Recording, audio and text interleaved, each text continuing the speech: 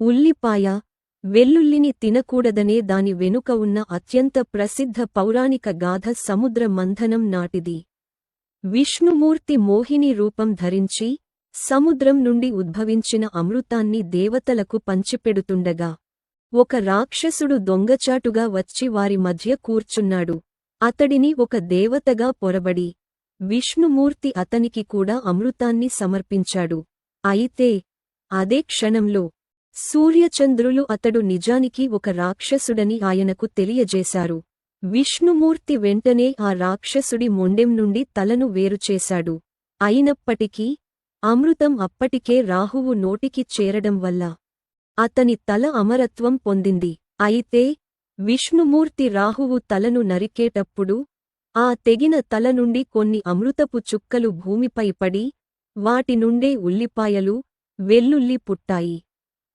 ఈ రెండు కూరగాయలు అమృతపు చుక్కల నుండి పుట్టినవి కాబట్టి వ్యాధులను, రోగకారకాలను నాశనం చేసే విషయంలో ఇవి అమృతం వంటి గుణాలను కలిగి ఉంటాయి.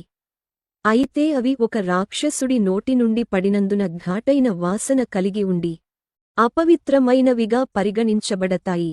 అందువల్ల దేవతలకు సమర్పించే భోగం, పవిత్రమైన నైవేద్యాలు తయారీలో వీటిని ఎప్పుడూ ఉపయోగించరు.